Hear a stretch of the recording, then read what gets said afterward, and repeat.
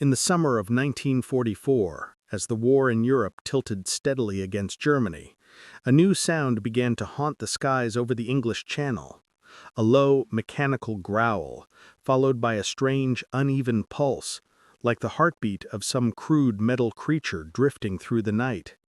It was the sound of the V-1 flying bomb, the first of Hitler's vengeance weapons, and the beginning of a campaign designed not to defeat the British Army, but to break the spirit of an entire nation. The German High Command called the V-1 a miracle weapon, a technological triumph born from desperation. A pilotless aircraft driven by a pulse jet engine, simple, cheap, and capable of being launched in vast numbers from ramps scattered across the coast of occupied France. The engineers who built it believed they had created something unstoppable. The V-1 flew at more than 600 kilometers per hour, low enough to dodge many early radar sets, fast enough to slip past British anti-aircraft guns, and deadly enough that a single hit could obliterate an entire city block. When the first V-1s lifted off from Pas de Calais, their engines sputtering and roaring as they raced into the dark sky, even the German launch crews felt a chill. The weapon looked almost alive, a black metal tube with short wings and a glowing exhaust coughing blue and orange flames into the night sky. And London was its target. That summer, the British capital had endured years of bombings and hardship, yet the V-1 brought a new kind of terror. Its approach was announced by its unmistakable drone, a grinding howl that echoed across the rooftops as it streaked overhead. People learned to listen for the moment the engine cut out, because when the sound stopped, it meant the bomb was descending, and seconds later an explosion would rip through streets, homes, and shelters. It was a weapon built as much for psychological destruction as physical devastation. German commanders watched early results with grim satisfaction. The first weeks seemed to confirm their hopes. Dozens of V-1s crashed into London daily, smashing buildings, igniting fires, killing civilians, and forcing the British government to order evacuations. The engineers who had studied the weapon predicted that British anti-aircraft guns would struggle to hit something flying so fast and so low. Even radar operators found the V-1 difficult to track. Many early radar sets were designed for high-altitude aircraft, not small, fast-moving missiles hugging the treetops. For the engineers at Peenemünde, the V-1 represented a triumph of speed over defense. Their philosophy was simple. Speed would carry the weapon through the wall of fire. Speed would outrun British calculations. Speed would outpace human reaction. And for a brief moment, it seemed they were right. British gunners were frustrated. Their shells burst too far behind the racing missiles. Fighters scrambled to intercept, but the V-1's speed meant only the fastest aircraft could catch them, and even then, the margin for error was tiny. The psychological toll grew with every passing night. Wartime diaries recorded fear, exhaustion, and frustration. People huddled in shelters, listening to the engine drone overhead, praying that it would not cut out above their neighborhood.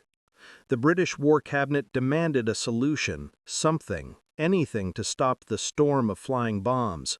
But no traditional method could close the gap between the V-1's speed and the reaction time of human gunners. London stood on the edge of a new kind of war, one where no amount of courage or discipline could protect the city. Only technology could. And that technology had not yet arrived. But far across the Atlantic, the solution was already being prepared in a laboratory where American engineers had quietly been working on something that would change the entire concept of air defense. A radar unlike any used before, capable not only of detecting a target, but locking onto it automatically, tracking its every movement as if guided by an invisible hand. That radar was the SCR-584. While London burned under the first waves of V-1 attacks, the SCR-584 was being unpacked, bolted down, calibrated and tested at hastily prepared sites across southern England. Its arrival was quiet, unnoticed by the public, unseen by the enemy. But it carried the potential to turn the tide. The men who worked with the radar knew what it could do. They had watched it track tiny test targets in the desert, follow fast-moving aircraft with uncanny precision, and adjust to changes in altitude, speed, and direction without the slightest hesitation. But no one yet knew whether it could stop a weapon designed to outrun everything built before it. As the V-1 onslaught grew heavier, British commanders realized they needed a new way to fight. Not faster guns, not better shells, but a new eye in the sky, something that could see the V-1 despite its speed, despite its low flight path, despite its attempt to hide beneath the radar horizon. And when the first SCR-584 operators arrived at their stations, they found themselves preparing for a battle unlike any fought before. A battle not between soldiers, but between equations, frequencies, mechanical pulses, and the cold logic of machinery. A battle of science measured in milliseconds. While British civilians watched the horizon at night, waiting for the next drone of a V-1, British and American engineers prepared the SCR-584 for its first trial, its antenna rising like a gleaming metal dish against the evening sky, its generator humming, its cables twisting across the ground like veins carrying the electricity of a new technological revolution. The engineers who built it believed they had created something unstoppable. The engineers at Peenemünde realized they could outrun guns. They believed speed was the ultimate shield. But what they did not understand was that they had entered a new era, an era in which speed meant nothing if radar could see through it, an era in which the defense no longer relied on the eye of a soldier, but on a machine built to think faster than any human ever could. And as the first V-1s approached the range of the SCR-584, the stage was set for a confrontation that would reveal just how wrong the designers of the Vengeance weapon had been. The battle for London was about to change forever, and the engineers who had trusted in the speed of the V-1 were about to learn that no weapon, no matter how fast, can outrun a radar built to track it like it was nothing. The first SCR-584 arrived in England not with fanfare, but with the quiet rumble of transport trucks rolling through muddy roads under low gray clouds. The crews who traveled with it knew they were bringing something extraordinary, but to the British officers waiting at the site, it looked at first like just another piece of American equipment: a large parabolic dish, a squat steel carriage, heavy cables, crates of tools, and a set of instructions thicker than a field manual. There was no hint in its appearance that this machine would soon rewrite the rules of air defense. The SCR-584 was unlike any radar the British had seen before. It was born not on a battlefield, but in the halls of the MIT Radiation Laboratory, built by scientists who spoke more about waveforms and oscillators than tactics or artillery. Its creators had dreamed of a radar that could do what no human could: track a fast-moving object continuously without losing it as it darted across the sky. They called it automatic tracking, AutoTrack for short, and on that cold English morning in early 1944, the British officers who saw it had no idea how much that single feature would matter. Before long, the skies above them would fill with hundreds of V-1 flying bombs, each one racing toward London with the speed of a fighter and the destructive power of a small aircraft bomb.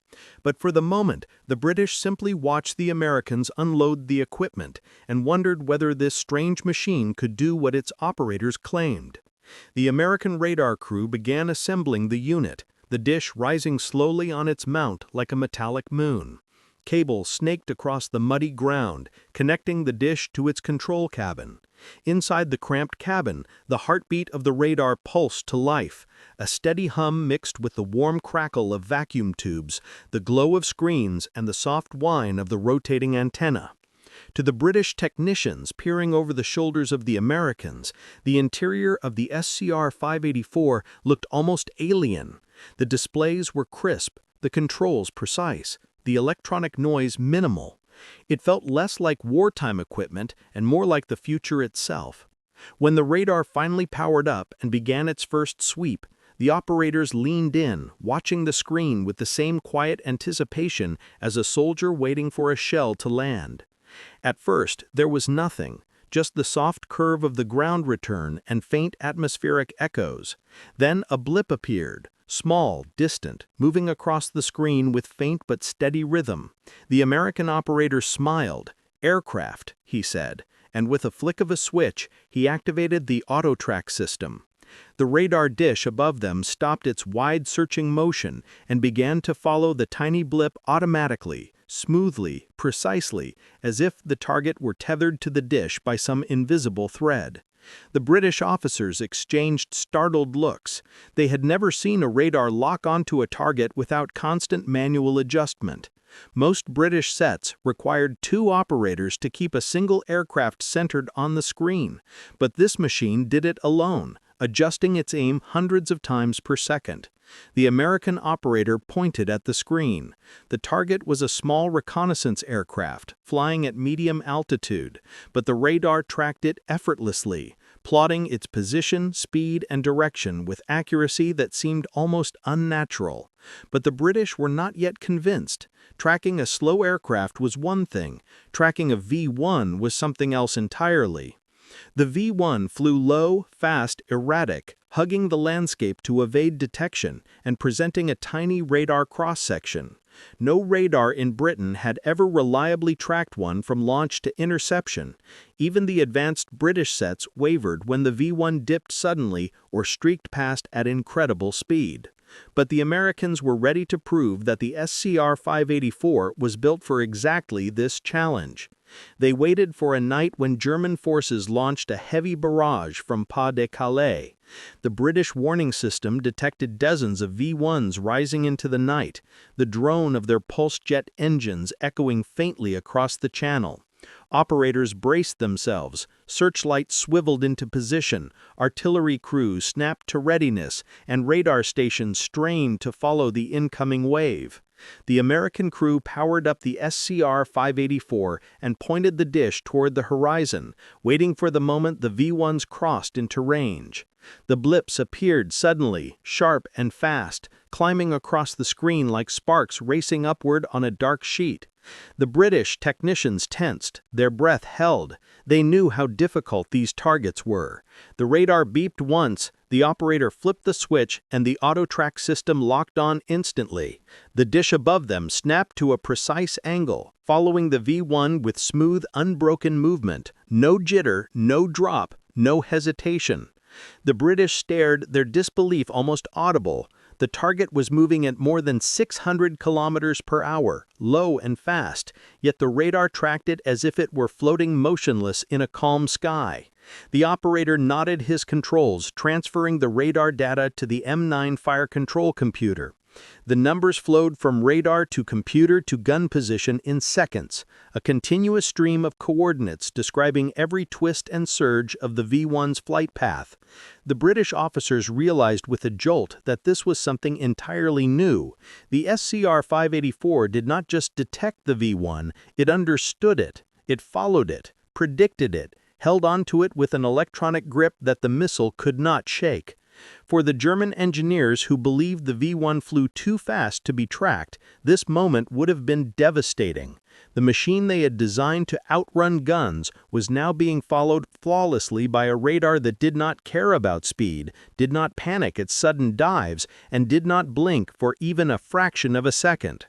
As the first V-1 streaked closer, the radar tracked every meter of its approach, its position shifting across the screen with a clarity that made the British technicians whisper in astonishment, as if the V-1 were moving in slow motion, not because it was slow, but because the radar was so fast. The operator nodded satisfied, ready to pass the data to the waiting gun crews. Beyond the horizon, the distant rumble of artillery began building, the defense line poised to fire the moment the radar gave the word. In that instant, the battle for London changed forever. Speed was no longer the advantage of the V-1. It was simply another number fed into the SCR-584's calculations. The vengeance weapon that had terrified a city was now illuminated on a screen, held steady by a machine born from American science and British desperation. The German engineers had insisted the V-1 was too fast for human reaction, but the battle was no longer in human hands. It belonged to the radar, and the radar never hesitated, never blinked, never lost its target.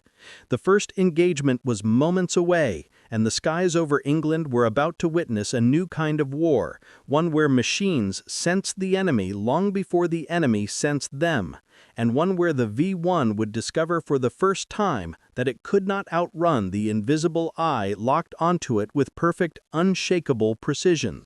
The night sky over southern England trembled with the low mechanical howl of approaching V-1s, each one tearing through the darkness like a burning spear. The rumble grew louder, the pulse jet engines beating with an ugly rhythmic cough that seemed almost alive. On the ground, British and American anti-aircraft crews gripped their helmets, eyes turned upward, hands ready on firing controls. But this time the outcome would be different. This time the guns were not firing by instinct or guesswork. This time they were no longer blind. The SCR-584 radar was watching every movement of the incoming missiles, tracking them with a precision that no human eye, no human hand had ever achieved. The operators inside the cramped radar cabin worked with calm urgency, their faces lit by the soft glow of oscilloscopes. The dish outside rotated smoothly, following the V-1, locked in its invisible grip. The blip on the radar screen moved fast but steady, gliding across the circular display in a perfect arc. The operator called out data to the nearby fire control cabin, transferring coordinates to the M9 gun director.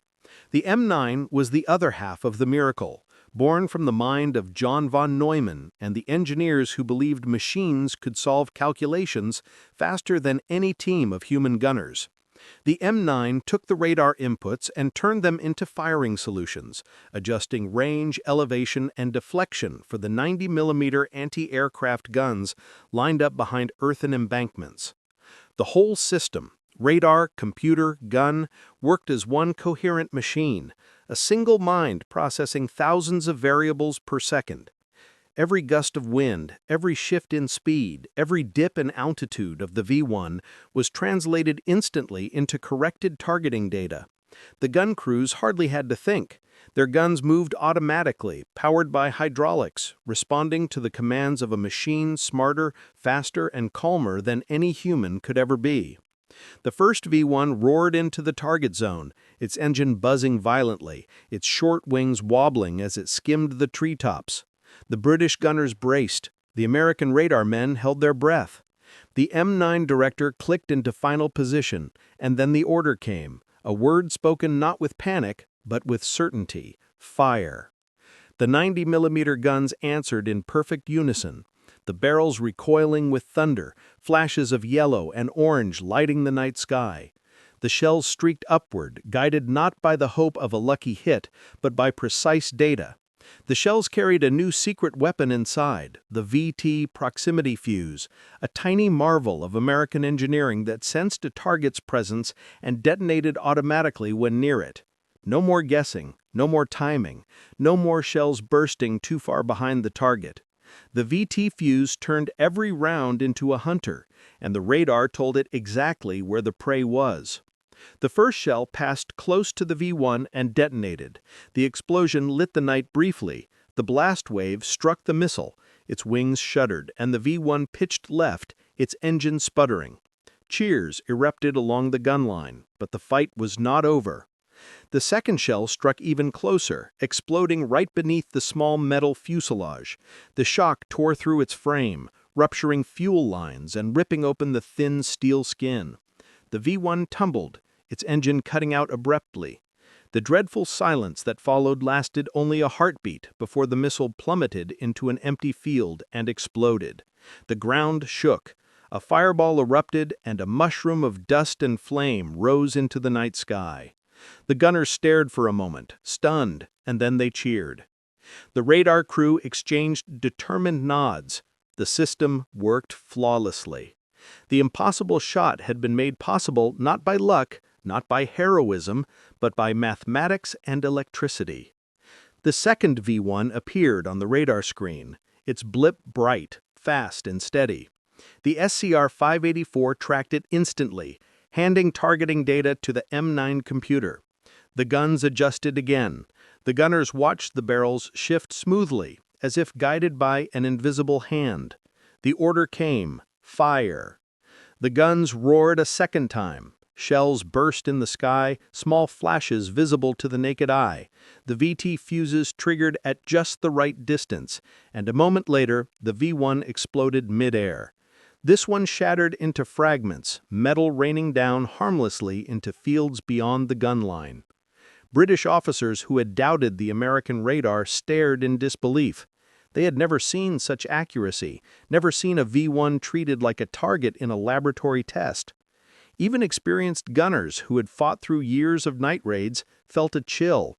The SCR-584 had not simply helped the guns, it had transformed them from blunt instruments into precision tools. Over the next hour, more V-1s raced toward the coast, and every one of them entered the kill zone governed by the SCR-584 and the M9 director. Each time the radar locked on, each time the guns responded within seconds, shells burst with eerie accuracy, and V-1 after V-1 fell from the sky in flames. It was as if the missiles were being swatted down, handled like insects on a screen. The British began calling it the impossible shot, because before the SCR-584, no anti-aircraft battery in the world could reliably hit a target moving that fast, that low, at that angle. German engineers built the V-1 to outrun defenders, to make interceptors struggle, and to overwhelm anti-aircraft guns through sheer speed. They believed speed was all that mattered, but on this night, speed meant nothing. The radar saw through speed, saw through distance, saw through darkness, and produced firing solutions so accurate that the V-1s might as well have been standing still. The news spread quickly through the gunbelts and command posts. The Americans' radar tracks the V-1 like it is nothing. The British passed the same words from crew to crew. The impossible had become routine. At dawn, the sky brightened, revealing blackened fields, scattered debris, and the twisted remains of half-destroyed V-1s. The gun crews, exhausted but triumphant, looked across the horizon with a new sense of hope. They had not stopped the V-1 campaign, not yet, but they had proven something vital. The V-1 could be beaten, and not just occasionally, not by chance, but reliably, scientifically, methodically. The German engineers who believed their creation could outrun any gun would soon learn the truth. Speed was irrelevant when the enemy could see perfectly and react instantly. What mattered now was not the missile, but the radar that followed it with calm, mechanical precision. The SCR-584 had turned the impossible into routine, turned fear into confidence, turned chaos into calculation, and London would never again face the V-1 defenseless. The battle had shifted. The defenders were no longer guessing, they were no longer hoping, they were no longer blind. With the SCR-584 guiding the guns, they now fought with perfect information. And in modern war, perfect information changes everything. The summer of 1944 brought relentless waves of V-1 flying bombs roaring across the English Channel night after night. The pulse jet drones became an awful rhythm in the lives of Britons, a mechanical scream that made every window tremble, every child flinch, every adult listen with a tightening chest. People knew the pattern, the rising growl, then the cut of silence, then the explosion. But what they did not know was that far south of London, along the coast and countryside, a new kind of battlefield had formed. A battlefield built not of trenches or barbed wire, but of radar dishes, giant guns, and electronic mines working in perfect unison. This battlefield would be known as the anti-aircraft gun belt, but to those who fought there, it was simpler. They called it the Wall of Fire. After the success of the first SCR-584 guided engagements, British High Command made a bold decision. Artillery units were pulled back from the city and redeployed to open fields, clear lines of fire and positions optimized for radar control. At first, civilians were alarmed. Moving the guns away from London seemed counterintuitive, like lifting a shield at the worst possible moment. But the calculations were clear. Hitting the V-1 before it reached London was the only way to save the city. And the SCR-584 made it possible. The radar units were stationed in strategic clusters, each one commanding its own ring of 90mm guns. The large parabolic dishes rose from the ground like futuristic sentinels, their surfaces glinting under the summer sun. Cables ran in thick bundles across the mud, linking radar, fire control computers, generators, and gun emplacements. It looked chaotic from afar, but every single wire had purpose, every angle was calculated. The operators inside the radar cabins felt the weight of the mission. The SCR-584 was not just a tool now, it was the central nervous system of London's survival. The British crews had grown adept with the strange American equipment, hitting switches, aligning scopes, adjusting frequencies, each motion smooth, practiced, confident. And around them the gun crews waited, hands on ammunition, loaders ready to ram shells into chambers, gunners ready to watch the barrels dance under radar control. Moments before sunset, the V-1 alarms began their mechanical howl, filling command centers across southern England. The radar screens flickered with movement, dozens of new blips rising from the direction of Pas-de-Calais, the German launch ramps spewing vengeance weapons into the twilight sky. The operators stiffened. The first wave was coming. The SCR-584 crews swung their dishes toward the horizon. The auto-track system clicked into life, following the faint echoes as they appeared, blip by blip. Each V-1 entered the radar coverage, passing from one dish to another, tracked with mathematical precision. Each one moving fast, low, aggressive, cutting across the sky, but the radar held every target without hesitation. The information flowed to the M9 computers, the guns adjusted automatically, and the wall of fire began. The first battery opened fire, bursting the evening air with thunderous roars. Shells ripped skyward, exploding around the incoming missiles. The VT proximity fuses, calibrated by radar guidance, detonated in perfect patterns, showering the sky with lethal fragments. One V-1 caught a direct burst, its wings sheared off by shrapnel. It plunged into a farmland field, erupting into a cloud of smoke and flame. The gunners shouted, the adrenaline of victory filling them. But a second V-1 streaked toward the city, then a third, then a fourth. The radar tracked each one. The guns responded in a rhythm that felt almost like music, a terrible mechanical symphony of data, calculations, explosions, and fire. From miles away, Londoners could sometimes see the flashes at the horizon, the faint stuttering lights of distant mid-air explosions. And though they did not yet know it, those sparks were their shield. The V-1s that reached the gun belt flew into a slaughter. They came fast, but they died faster. The SCR-584 eliminated guesswork, eliminated fear, eliminated the chaos that had once made V-1s so terrifying. Now they were just targets, mathematical problems to be solved, and the radar solved them ruthlessly. The kill rate began to rise sharply. British commanders watched the numbers with disbelief.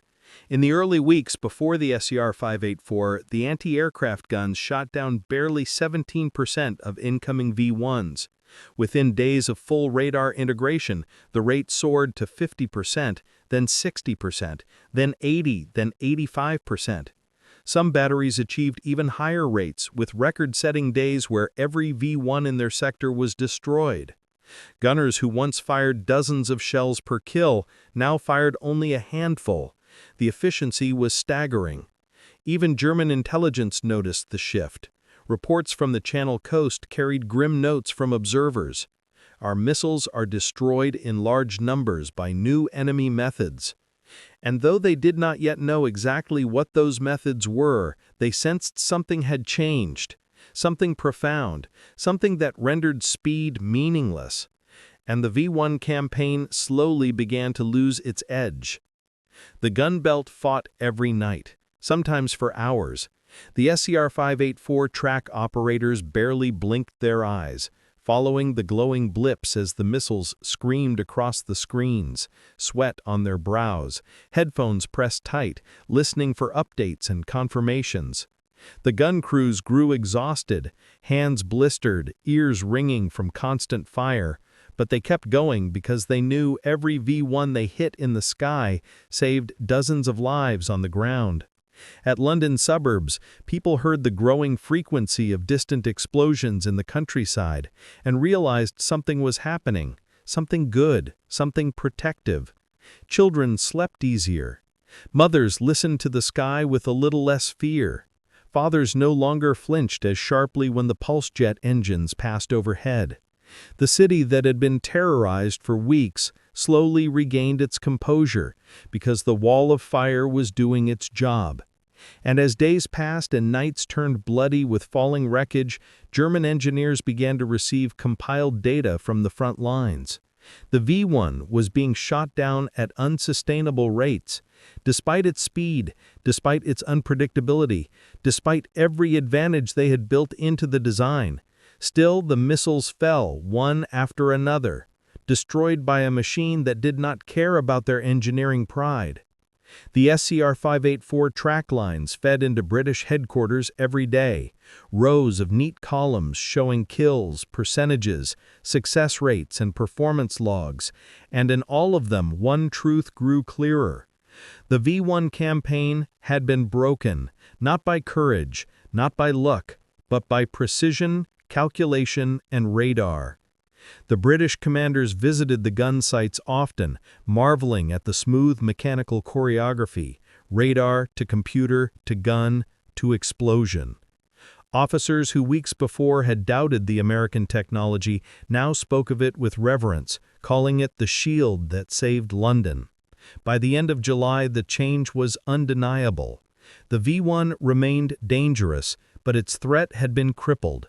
The wall of fire stood firm, a ring of defenders guided by an eye that never blinked, learned from every flight, and treated every missile the same.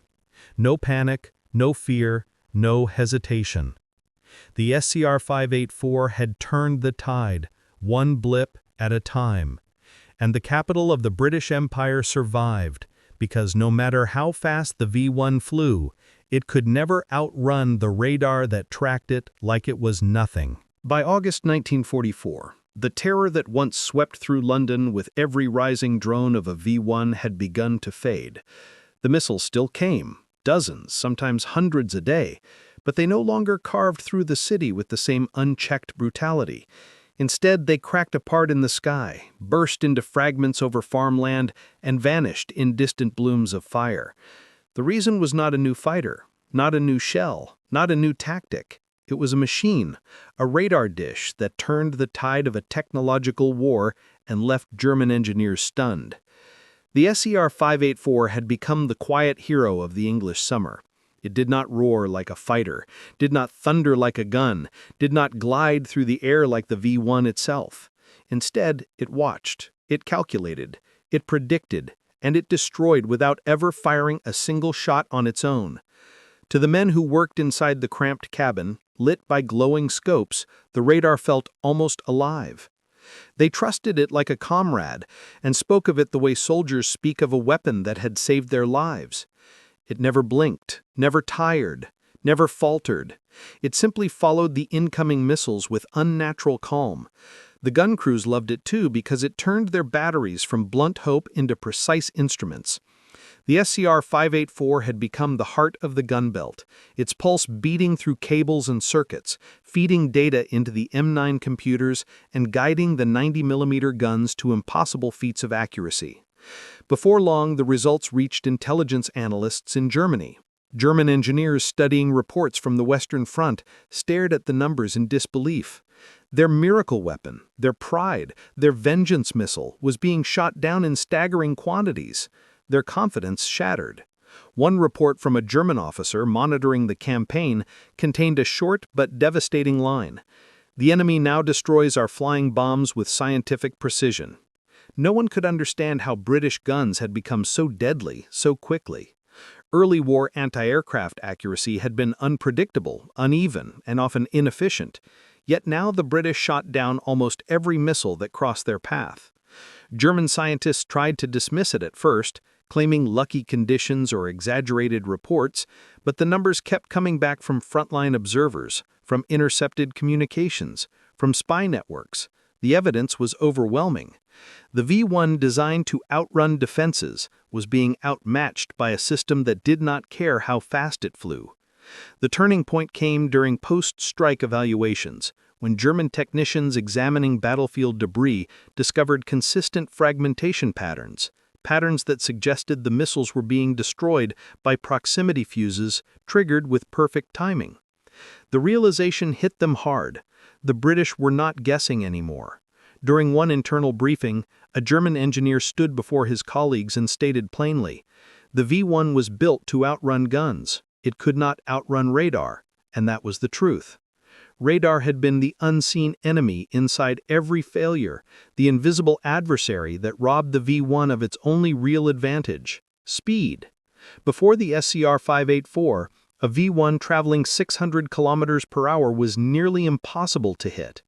After the SCR-584, it might as well have been crawling across the sky. As the British kill rate soared above 85%, the V-1 lost its terror edge. Entire flights of missiles were intercepted before even reaching London. The psychological pressure lifted, the fear softened.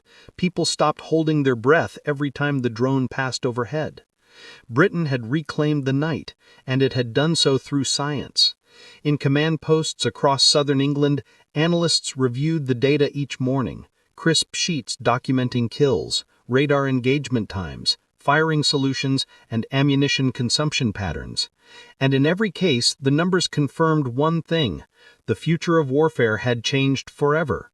Radar was no longer just a way to detect an enemy, it was a way to control the battlefield, to dictate the terms of the engagement, to turn guns into machines of mathematical certainty and enemies into predictable targets. The operators who had spent long nights inside radar cabins knew this better than anyone. Each V-1 they tracked taught them something new. Each pattern of movement refined the technology. Each successful intercept proved that the battle belonged not to the fastest machine, but to the smartest one. After the liberation of France, British and American forces overran German launch sites and captured surviving V-1 facilities. Engineers inspected the ramps, the assembly lines, the engines, the control systems, and they found what they expected: a weapon simple, effective, and terrifying in its purpose. But they also found the limits of its design: speed without maneuverability, altitude without variation. A predictable trajectory once the initial course was set, the V-1 followed a steady path, perfect for radar prediction, perfect for the SCR-584 to exploit. After the war, historians interviewing German scientists recorded their shock. Many had believed the V-1 campaign would cripple London, perhaps change the course of the conflict. But when asked, "When did you realize the campaign was doomed?" most responded the same way: "When we learned about the American radar." The SCR-584 was not flashy. It was not famous. It lacked the dramatic silhouette of the Spitfire or the romantic legend of fighter aces. But its impact was greater than any single aircraft. It changed the way nations defended themselves. It laid the groundwork for missile tracking systems, the foundation for Cold War defense networks, the birth of modern fire control, and the dawn of electronic warfare technologies that would shape conflicts for decades to come. The radar that once tracked V-1 flying bombs through the English night would evolve into systems that could track supersonic aircraft, ballistic missiles, and satellites. It was the ancestor of the radar shields that guard entire continents today. And it earned that legacy not through spectacle, but through precision, reliability, and unshakable accuracy. Near the end of the campaign, a British officer visited one of the gun sites where fragments of a V-1 still smoldered in a nearby field. He watched the SCR-584 dish rotate slowly, settling back into its idle posture, its work done for the night. A gunner looked at the officer and said quietly, "We do not fear them anymore, sir. We see them before they see us." That simple sentence captured the essence of the radar revolution. The V-1 was born from the belief that speed could conquer everything, but the SCR-584 proved that speed meant nothing against an enemy that could watch every movement in real time, an enemy that understood the battlefield faster than a pilotless missile ever could. The radar did not just defend London, it humbled a weapon of terror. It stripped the vengeance weapon of its power, and in doing so, it marked the moment when wars stopped being fought only with steel and gunpowder and began to be fought with information, timing, and precision. And in that shift, the V-1, the pride of German engineering, became nothing more than a bright blip on a radar screen, a target tracked effortlessly by a machine that treated it as if it was nothing at all.